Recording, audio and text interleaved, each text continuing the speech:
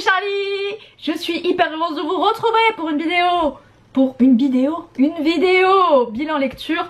Je suis beaucoup plus maquillée que d'habitude puisque on est le 31 octobre. Je suis clairement à la bourre pour tourner cette vidéo. Du coup c'est le soir d'Halloween, donc il y a un peu plus de travail sur le faciès. On va pas perdre de temps parce que j'ai 9 bouquins à vous présenter et 2 webtoons, donc on va essayer de charbonner.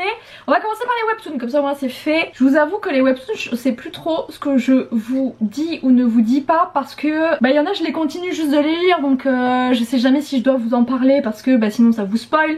J'oublie aussi les nouveaux que j'ai découverts, donc c'est vrai que les webtoons, je vais pas vous mentir, c'est un peu le beans. Les deux sont en Daily Plus, c'est Only Hope. En ce moment ça tourne beaucoup, hein, ces trucs de réincarnation. En fait elle va découvrir que son mari est un tueur en série. À ce moment là la maison va prendre feu. Elle va sortir de la maison, c'est une maison un peu de vacances. Elle va se faire assassiner sans voir qui l'a tuée. Elle va revenir quelques années en arrière avant qu'elle fasse la rencontre de son mari.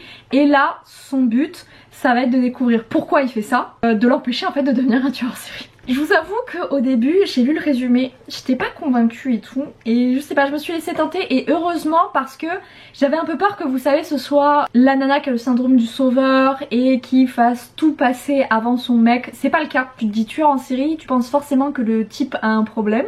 Pas du tout, il est médecin. Va à l'orphelinat, il aide les gosses, enfin tu vois, il fait plein de trucs, c'est vraiment le stéréotype du type bien, et profondément, fondamentalement, c'est quelqu'un de bien. Tu t'en rends vite assez compte dans le webtoon, parce qu'il va la sauver à plusieurs reprises, puisqu'elle va essayer de se mettre entre lui et ses victimes, et tu vas très vite comprendre en fait que ces victimes, ce sont pas des belles personnes. Criminels, des gens qui ont fait énormément de mal, donc vous savez c'est un peu une espèce de vibes à la Dexter, tu vois, genre ok il tue des gens mais c'est des gens qui sont mauvais, donc finalement c'est pas trop grave parce que la justice elle a des failles et elle va essayer tout simplement à chaque fois de trouver la victime avant lui. Vous voyez la queue de Stram parce que je lui ai acheté un petit panier et je l'ai mis sur l'autre bureau. Le truc c'est que madame n'a toujours pas envie de rentrer dans son petit panier acheté avec amour par maman. Et bah non, c'est un fail, elle vient de ressortir. Le deuxième gros trigger warning, parce que là pour le coup je pense qu'on peut parler de dark romance. Vous connaissez mon avis sur dark romance. Mais alors celui-là, écoutez, je le trouve excessivement bien écrit. Ne prend parti pour aucun des personnages. On t'explique en fait le point de vue de chaque personnage. Mais quand je vais vous raconter le résumé, vous allez vous dire mais qu'est-ce qu'elle fout? Qu'est-ce qui se passait dans sa tête? Et il était gratuit jusqu'au 50 premiers chapitres. Les dessins sont très bon. Et l'histoire a ce truc qui te donne envie d'en savoir plus parce que tu sens que derrière il se passe des trucs. Donc celui dont je vais vous parler c'est Lady Devil, donc Lady Démon, Diable. Le début commence par notre héroïne qui est enfermée dans une tour depuis des années et elle a un frère jumeau. Tu te rends compte qu'elle n'éprouve pas, ils n'éprouvent pas tous les deux des sentiments fraternels envers l'un et l'autre. Je tiens à préciser quand même que dès le premier chapitre, on t'annonce, on te spoil, vraiment c'est un spoil fait par Webtoon, qui t'annonce que ce n'est pas une histoire d'inceste. Donc toi tu le sais dès le départ, les personnages ils ne savent pas, eux. Ça met extrêmement mal à l'aise, je vais pas vous le cacher. Ma mère est décédée depuis longtemps, ils ont un petit frère et leur père, tu te rends vite compte que c'est un sacré connard. Tu vas découvrir petit à petit en fait leur histoire, leur relation et ce qui font qu'ils sont devenus ce qu'ils sont. Quand tu lis, tu ressens de la pitié pour eux. Il y a une espèce d'ambivalence de sentiments en lisant ce webtoon. C'est très spécial. En vrai, il faudrait que je connaisse personnellement la personne pour lui conseiller ce webtoon parce qu'il est extrêmement particulier. Je pense qu'il met très mal à l'aise et je suis pas certaine que tout le monde apprécie d'être mal à l'aise de cette manière-là. Pour autant, ça se regarde et ça se lit très bien. Et l'histoire est maîtrisée d'une main de maître, que tu sens que même s'il y a des choses qui te mettent mal à l'aise, c'est fait dans un but extrêmement précis et tu sens que l'autrice, parce que je crois que c'est une femme, maîtrise à la perfection les réactions de ses lecteurs. Et ça, je trouve que d'un point de vue professionnel, c'est quelque chose qui est excessivement difficile à faire. Et cette personne le maîtrise à la perfection. J'ai commencé par le tome 13 de Mercy Thompson, La faucheuse d'âme de Patricia Briggs. Est-ce que j'ai encore besoin de vous parler de cette saga puisque c'est elle qui est à l'origine, qui a implanté en moi l'idée du multiverse? Est-ce que j'ai encore besoin de vous présenter Misty? Non, pas Misty, Mercy. Je vous jure que je confonds leurs prénoms. On dirait les darons, elles sont perdues dans les prénoms des enfants. J'adore Mercy, vraiment c'est une saga qui me suit depuis l'adolescence, je l'adore. Mais alors ce tome 13, je suis passée totalement à côté, je vais pas pouvoir vous résumer sans faire d'énormes spoils. Mais le tome 11 et 12 a été des gros bangers, vraiment je les avais adorés, je les avais démontés. Celui-ci j'ai eu du mal, je l'ai lu sur plusieurs jours. Moi en une journée de jours normalement les Misty ils sont, quand je les découvre ils sont bazardés en fait, je les dégomme. Et là ça n'a pas été du tout le cas. Ça m'a énormément attristée pour ne rien vous cacher parce que j'adore Merci, mais là je sais pas, il m'a manqué un truc profondément. Je suis un petit peu déçue de pas avoir eu le coup de cœur que j'aurais dû avoir avec Merci. Mais après c'est un tome 13 donc c'est difficile je trouve de se renouveler. Et puis en fait t'as tellement de tomes qu'ils peuvent pas être tous être égaux. Déjà de base dans une trilogie des fois tu vois des différences entre les tomes. Mais alors sur 13 tomes tu te doutes bien qu'il y en a forcément qui doivent être moins bien. Celui que j'aime le moins de chez Merci c'est le tome 10 et je pense que je mettrai après le tome 13. On va passer sur le livre que j'ai lu juste avant Merci. J'ai enfin lu La vie invisible d'Adi Larue de V.I. Schwab, publié chez Lumen. Est-ce que j'ai encore besoin de faire le résumé de ce bouquin? Bon, si jamais vous êtes un petit peu les cancres du fond et que vous êtes passé à côté de la propagande qu'il y a eu sur ce bouquin, on va suivre Adi qui a vécu en 1714 et en fait elle se retrouve fiancée de force. Elle refuse de se marier et donc elle va conclure un pacte avec le diable pour échapper à ce mariage. Ce qu'elle ne sait pas c'est que on ne sort jamais gagnant d'un tel pacte et elle va se retrouver pas réellement invisible parce que les gens la voient. Mais à partir du moment où elle sort de leur champ de vision, ils l'oublient instantanément. C'est pas réellement de nos jours, je crois que c'est quelques années avant. Tu vas alterner entre des flashbacks et sa vie actuelle. Comment elle a vécu jusque là, comment elle a découvert sa malédiction, parce qu'on peut considérer que c'est une malédiction. Et elle va faire la rencontre de... Il y a deux personnages masculins, je n'avais que celui de Luc en tête, sauf qu'elle va faire la rencontre de Henri qui, lui, se souvient d'elle. C'est extrêmement particulier. Je comprends pourquoi il y a autant de personnes qui n'ont pas aimé.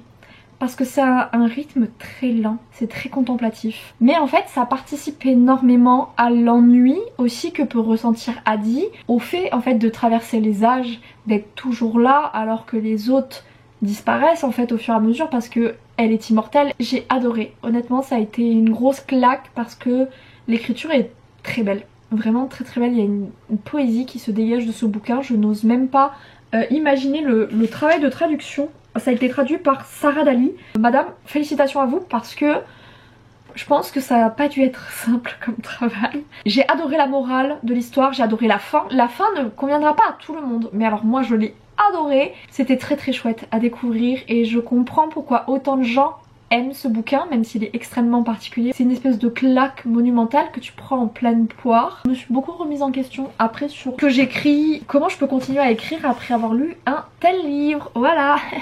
Nous allons passer maintenant à nos petites lectures en VO parce que j'en ai lu plusieurs. C'était les nouvelles de Ali Hazelwood qui a été regroupée en un seul bouquin, mais moi je suis con. C'est-à-dire que j'ai acheté Below Zero quand il était en promo, donc à 1$ et du coup les deux autres je les ai achetés à 2$. Globalement c'est le prix des trois mixés dans un seul ouvrage, mais j'ai pas fait gaffe. Du coup j'ai lu Below Zero, Stuck With You et Under One Roof. C'est des nouvelles qui se passent toujours dans le milieu scientifique. La première que j'ai lue, et c'est la première qui débute, c'est Under One Roof. On va suivre Mara qui est ingénieure.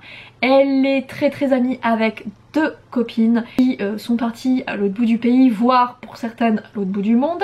Leur prof dont elle était la plus proche vient de décéder et de lui léguer une maison, sauf que la maison elle a été livrée avec quelqu'un dedans, si vous voyez ce que je veux dire. C'est à dire que Liam c'est le neveu de cette prof et lui aussi a hérité de la maison. En fait ils ont hérité d'un 50-50. Il lui propose une somme indécente pour racheter la baraque et elle le regarde et fait non. Il se retrouve donc à être colocataire et à se pourrir la vie, sauf que évidemment il y a un petit truc qui va se créer quoi. J'ai pas besoin de vous faire un dessin, l'attirance est là. C'est un format nouvelle donc c'est assez court et j'ai trouvé que ça se prêtait très bien à ce format là. C'était très chouette, j'ai adoré, c'était trop bien. Celle que j'ai le moins aimée du coup c'est Stuck With You. On va suivre, j'ai oublié son prénom, je sais que le personnage masculin s'appelle Eric avec un K parce que mon daron s'appelle comme ça hein, c'est à dire que ça s'appelle Eric avec un K. Ça m'a mise un peu mal à l'aise parce que le type est blond, aux yeux bleus, mais mon père est blond, pas aux yeux bleus, mais il y avait un peu trop de ressemblance. Et du coup ça m'a mise un peu mal à l'aise.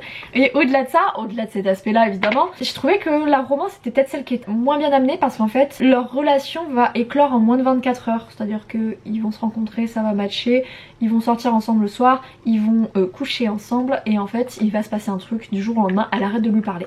Et lui comprend pas pourquoi. Ils vont se retrouver bloqués dans un ascenseur et ils vont être obligés de parler. Mais j'ai trouvé que ouais, la romance allait trop vite, et finalement la partie dans l'ascenseur m'a le moins intéressée, parce que c'est là où tu comprends pourquoi elle a arrêté de lui parler un peu du jour au lendemain et qu'elle est extrêmement vénère contre lui. Mais je sais pas, ça l'a pas fait. C'était un peu trop rapide pour le coup, j'ai pas trouvé que le format nouvelle se prêtait extrêmement bien à cette histoire là. Ensuite la dernière histoire, oui aussi les prénoms. Je sais que elle c'est Anna et lui aucune idée. Donc on va suivre la troisième pote qui est Anna et qui bosse pour la NASA. Elle se retrouve en Antarctique pour travailler sur un robot, et en fait cette gourdasse elle va tomber dans une crevasse. Qui va la sauver? Le Love Interest. À savoir que ce Love Interest en fait ça fait des années qu'ils se connaissent et ils se sont perdus de vue, ils ont arrêté de se parler, et finalement tu te rends compte que sont toujours un peu voilà, et ça se... Et ça c'était très chouette, j'ai adoré leur relation, elle était très belle, elle était très cool. Nous allons passer ensuite à un livre qui a fait beaucoup parler de lui, c'est If We Were Villain de Emel Rio, publié chez Phibbs. La beauté de cette œuvre, voilà. Le livre est magnifique. Il y a une autre version chez Hauteville, mais honnêtement qui pue la merde, je la trouve très moche. En toute objectivité bien sûr. Mais non, j'ai pas du tout aimé. Je suis abonnée à la newsletter de Big Bang, c'est comme ça que je suis toujours au courant des OP Trinity et que je passe pas à côté. Quand ils font des campagnes de précommande, quand on est abonné à la newsletter, on le reçoit en avance par rapport aux réseaux sociaux. C'était les 1000 premiers qui avaient le droit à des petits cadeaux. On avait un espèce de petit poster qui s'est fait démonter la gueule par la poste. Le truc n'est plus droit du tout. Il y a marqué dessus You can justify anything if you do it poetically enough. Le poetically je l'ai fait bien français. Je ferai pas la traduction, voilà, je ne risquerai pas. Et en fait on a reçu un petit carnet, mais sur les réseaux sociaux il me paraissait grand, il est pas grand. Dessus il y a marqué Per Aspera Ad Astra, qui est une référence dans le bouquin et dont je ne me souviens plus. Je vais pas vous mentir, ce livre, quand je l'ai terminé je me suis dit ah ouais il était chouette, et plus le temps passait et plus je me disais le bouquin commence 10 ans après le meurtre d'une des personnes du groupe. On va suivre Oliver qui a fait 10 ans de tôle pour ce meurtre. Le policier qui est depuis maintenant à la retraite, enfin c'est pas qu'il est à la retraite, c'est qu'il a quitté la police, le revoit au moment où il va pas tarder en fait à quitter la prison, et lui demande réellement ce qui s'est passé, parce que le flic est persuadé que soit il a envoyé la mauvaise personne en prison, soit qu'il y a d'autres trucs derrière. On va suivre Oliver au moment, donc 10 ans plus tôt, quand il est dans ses études de théâtre, dans une école extrêmement particulière, vraiment une ambiance gothique très agréable. En gros on a 3 autres garçons et 2 filles, ouais je crois. Dans le cursus du théâtre, tout est basé sur Shakespeare. Ils n'étudient que Shakespeare, ils ne font les textes et les pièces que de Shakespeare. Les personnages passent leur temps à répondre par des citations de Shakespeare. Je sais que ça a agacé énormément de lecteurs. Moi pour le coup j'ai adoré, je trouvais que c'était très chouette, très poétique aussi. J'ai adoré. Je sais qu'il y en a qui n'ont pas du tout aimé, il y en a beaucoup, mais je sais pas, je trouve que ça participe vraiment à l'ambiance du livre. L'ambiance est incroyable, elle est exceptionnelle, elle est waouh. Le bouquin est divisé par acte puis scène, comme dans une pièce de théâtre, donc il faut attendre le 5e acte pour que tout le climax et les révélations se fassent. C'était trop chouette d'avoir cette partie là, j'ai adoré. Je me suis vraiment laissée prendre au jeu, et j'avais une théorie sur le meurtrier, et là, mais vraiment genre sans chercher hein. C'est-à-dire que c'était le truc le plus évident de la terre, et là on arrive au moment en fait où qui a tué l'une des personnes du groupe, c'était la personne la plus évidente. Je dis non mais ça peut pas être ça parce que c'est beaucoup trop simple, et ça pêche là. On s'attend à être surpris par le meurtrier ou la meurtrière hein. Le meurtrier du coup je vais le mettre au masculin pour brouiller les pistes hein, vous avez compris. On m'a pas retourné le cerveau, et je suis désolée mais quand tout part d'une enquête, mais moi j'ai envie d'être surprise. Je suis moi-même assez déçue, donc je comprends les gens qui sont déçus au point de détester le bouquin, parce que je trouve que c'est extrêmement légitime comme sensation, parce que finir sur ça, t'es là en mode ah, tout ça pour ça quoi. C'est vrai que ça laisse un sentiment très très fort je trouve de frustration. On va donc passer sur un autre livre où j'ai été très déçue, et alors là je pensais pas dire ça. On va parler de Chimère de braise et de rêve de Ninon Iris, je sais jamais, H. J'avais lu cette année d'elle Campus Matcher, qui avait été vraiment une pépite, une tuerie. J'avais adoré, un gros coup de cœur, vraiment je l'avais démonté en 2 jours. Campus Matcher c'est de la romance contemporaine à l'université. Là on est sur un harem inversé. C'est un monde fantastique dans le sens où ça se passe de nos jours, mais t'as toutes les créatures surnaturelles qui se rajoutent par dessus. Et donc notre héroïne c'est une gargouille, Non, c'est une chimère. Ça commence bien, bravo. Belle mentalité. Chimère, en fait, elle ressemble à une gargouille, mais son peuple, parce que pas elle précisément, chasse les gargouilles à qui elle ressemble beaucoup. On va suivre Rei, du coup, qui est une promise de pureté. Vous allez voir, il y a des ressemblances avec un livre très connu. Elle va se retrouver fiancée au clan ennemi, le clan qui dirige un petit peu leur petit village. Il y a un truc, c'est que son sang est mortel, c'est-à-dire que si quelqu'un boit ou est touché par son sang, il décède instantanément. Elle va se fiancer au type qui est l'ennemi finalement. Son oncle espère bien que elle va l'aider à renverser tout ça pour qu'il prenne le pouvoir. C'est un harem inversé, donc ça veut dire qu'il y a plusieurs love interest. On fait très vite leur rencontre en dehors d'un qui arrive un peu plus tard que les autres. Ben en fait, je sais globalement rien de l'univers. Je pense que ça va être développé plus tard, mais ça m'a frustrée en fait. C'est-à-dire qu'on te dit que c'est une promise de pureté parce que elle a été désignée comme ça par les anges. Donc elle n'a pas le droit d'être touchée, elle porte des vêtements amples pour qu'on ne voit pas ses formes, etc. Il y a tout ce côté-là qui rentre en compte. Elle est évidemment vierge. Sinon ce n'est pas drôle. Il y a beaucoup de politique derrière, qu'il y a des enjeux politiques surtout, mais je les ai pas ressentis. J'ai juste eu l'impression que c'était une succession de rencontres avec ce love interest pour arriver à la scène finale. Ça ressemble vraiment au sang et la cendre. Alors oui, par la suite ça s'éloigne du sang et la cendre, mais le début est très similaire. Clairement j'ai préféré le sang et la cendre chimère. Je trouve pareil que les love interest ils sont plutôt bien écrits, enfin vraiment sur ça y a rien à dire, mais il y en a pas un où je me suis dit genre waouh, c'est vraiment mon petit préf. À la limite celui qui est un démon, why not, mais il est vrai qu'il n'y a pas eu de coup de cœur en fait sur aucun d'eux, alors que dans son ancien bouquin 7 je l'avais mais adoré. Je me souviens encore de ce prénom, c'est pour vous dire. Ninon, ça fait des mois qu'elle utilisait ce bouquin là, il fait énormément de com dessus. J'avais eu l'engouement de Campus Mature, donc je m'attendais à quelque chose vraiment d'exceptionnel, vraiment d'incroyable.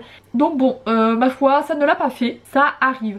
On va continuer du coup avec encore un e-book, encore qui m'a déçu, décidément. On va passer à Dark Inheritance, c'est écrit par HF Asquith. C'est publié chez Phibs, je l'avais chopé dans l'OP Trinity à celui-là. C'était un one shot. La phrase de base c'est « Dans 30 jours je serai mort ». Moi je me dis... bingo, ça va être un banger.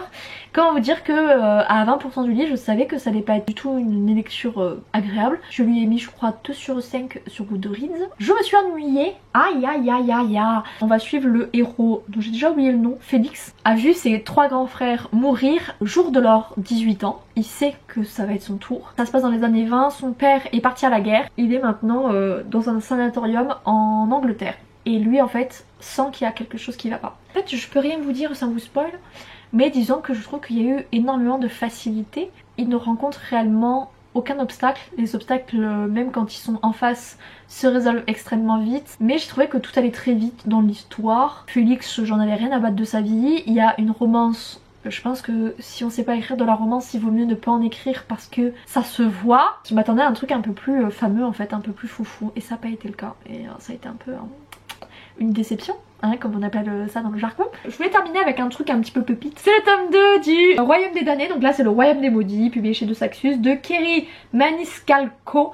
Et écoutez, ceci est une trilogie. Et ben ce tome 2 n'a pas du tout la malédiction du tome 2. Il l'a été, mais vraiment je trouve banger. Vraiment il a été, je trouve, meilleur que le tome 1. Parce que là on va suivre du coup notre héroïne qui s'appelle Emilia. Elle est du coup en enfer avec Colère et ça va être sa découverte du monde infernal. Beaucoup de romance. Il y a des scènes spicy. Ça me fait rire parce que quand même sur Goodreads l'autrice a écrit un commentaire sur son propre bouquin. Elle disait que c'était un bouquin young adulte. Quand même beaucoup de scènes un petit peu olé olé madame. On est plus sur du young adulte pour moi, hein, vraiment. Aïe, j'ai eu chaud à plusieurs moments. Je vous jure que les scènes elles étaient tellement chouettes. J'ai adoré, c'était trop cool. Il y avait une tension entre Emilia et Colère, genre ouf, hein. Vraiment le Enemy to Lovers à son paroxysme. J'avoue, les cliffhangers, les retournements de situation. En fait j'ai lu le livre tellement vite, je ne voulais pas les voir déjà venir. Et je ne les ai pas vus venir. Je sentais qu'il y avait des trucs, tu sais, je sentais que Colère il était pas sincère surtout. Mais quand t'as eu les révélations, j'étais en mode ah ouais. Je suis restée conne, j'étais en mode J'avais pas vu venir et c'est tellement agréable. Moi j'aime ne pas voir les trucs venir, vous voyez. Et c'est trop cool pour ça, enfin vraiment je lui ai démenté sa mère. Par contre est-ce qu'on peut parler du fait que ça coûte 25,90 €? Je crois que le tome 1 coûte 1 € moins cher. Ça va de Saxus, on vous fait pas chier pour la taille du bouquet? Eh oh. Sinon vraiment je vous le conseille quand même. Voilà, même si on nous prend pour des pigeons. Je vous ai même pas montré la beauté de l'ouvrage. J'adore, qu'est-ce que vous voulez que je vous dise? Surkiffé vraiment ce tome 2. C'est mon tome préf pour l'instant de la saga. J'ai un peu checké les avis sur Goodreads. A priori le tome 3 est moins bon. Je vous dirai ce que j'aime pas au moment venu. On a eu le tome 1 en février-mars. Donc je pense qu'on va avoir le tome 2 peut-être l'été prochain en vrai. Hein. Ah j'adore moi quand les sagas vont si vite comme ça que ça met pas 40 ans à sortir. J'adore. Vraiment je regrette pas, c'était pépite. J'en ai fait le tour, ma batterie clignote, la lumière elle est tombée là, il n'y a plus rien. Puis moi il faut que je parte à ma soirée d'Halloween maintenant en vrai. Donc je vais vous laisser là, j'espère que cette vidéo vous aura plu. N'hésitez pas à liker, à commenter, à partager comme d'habitude. Moi je vais vous laisser là, je vous fais à tous et à toutes de gros bisous. Ciao ciao.